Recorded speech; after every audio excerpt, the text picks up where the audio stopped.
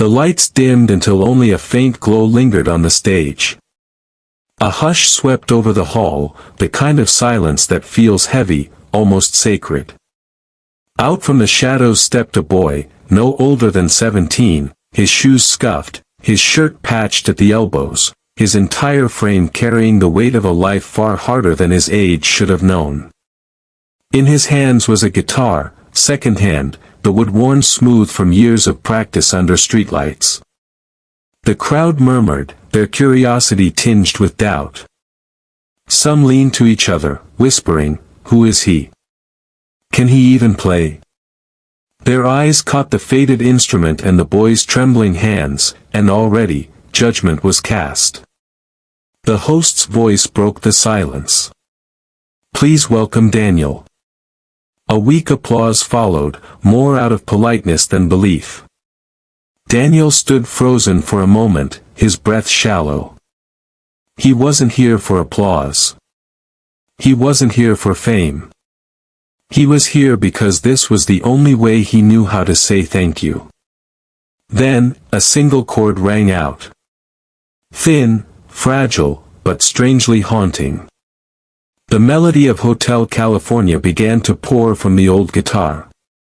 The hall stilled instantly.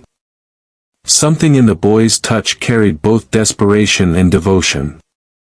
Each note seemed to carry a story, of hunger, of sacrifice, of nights spent alone with music as his only companion.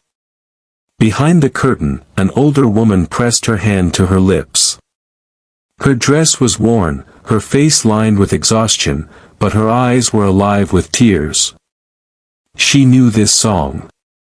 Years ago, when her voice was strong, she had sung it softly to her child before sleep. Now, she listened as that child returned the song to her, transformed, raw, and filled with gratitude. The audience didn't yet understand, but some already felt their eyes sting. This wasn't performance. It was confession. It was love turned into sound. Each chord pulls Daniel deeper into memory. He remembers nights when hunger gnawed louder than music, when neighbors laughed at the poor boy chasing impossible dreams. He remembers the sting of being invisible, until now. The judges lean in. One nods with admiration, another scribbles doubtfully. But in the front row, Mr. Hartwell grips the edge of his seat. Every lyric feels like it's aimed directly at him. Years ago, Hartwell was the hotel manager.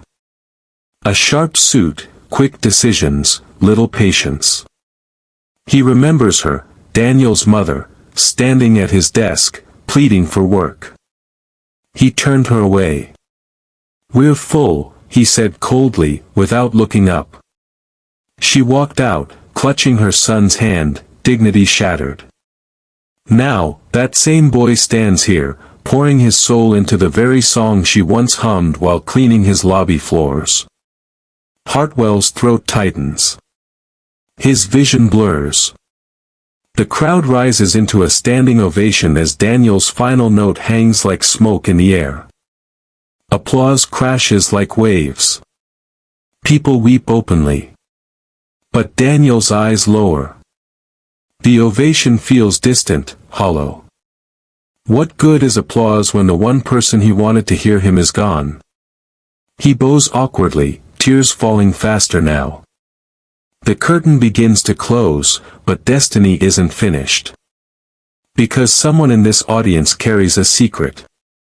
A secret wrapped in guilt, redemption, and something Daniel never expected to receive. Tonight isn't about winning.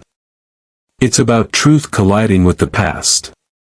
Backstage, Daniel wipes his face with the sleeve of his shirt. A stagehand pats his back. "Kid, you just shook the whole place." Daniel forces a weak smile, whispering, "She didn't hear it, so none of this matters." Footsteps echo. Slow. Heavy. Mr. Hartwell emerges from the shadows, his expression torn between courage and shame. "Daniel," he begins, voice trembling, "do you remember me?" Daniel turns sharply. The memory strikes like lightning, the hotel lobby, his mother's desperate tone, the man behind the desk who dismissed her. Yes, Daniel replies coldly. You closed the door on us. Hartwell's face collapses. I did. And I have lived with that regret every day since. He reaches inside his coat and pulls out a worn leather folder. His hands shake as he opens it, revealing a yellowed photograph. Daniel freezes. It's his mother, smiling, younger, holding him as a baby. On the back, her handwriting, "For my Daniel, never stop singing." His breath catches. The very photo she thought was lost. He drops to his knees, clutching it, sobbing uncontrollably. For the first time since her passing, he feels her presence, not as a memory, but alive in his hands. Hartwell kneels beside him, tears spilling. I cannot undo the past, but let me honor her through you. Daniel lifts the photo to his chest. In that moment, grief and forgiveness swirl together. The boy who lost everything, is about to gain something he never imagined. Years passed, and Eli grew into a man whose voice carried not just melody, but meaning. He stood once again on that same grand stage, the same lights, the same silence, only now, he was the mentor. Before him sat a crowd of children, each with a story like his, broken beginnings, unspoken dreams, hearts still learning how to heal. He looked out at them and smiled gently. Once, I sang for someone who couldn't hear me anymore, he began, his tone soft but steady. That song reached millions. But I realized, it wasn't the fame that mattered. It was the kindness it awakened in people. Behind him, the big screen flickered to life, a photo of his mother, radiant and alive in memory. The audience rose to their feet, not in applause, but in silence, the same sacred silence that had once followed his first song. Only this time, it wasn't heavy with sorrow. It was filled with peace. As he turned to leave the stage, a small boy ran up, clutching a notebook.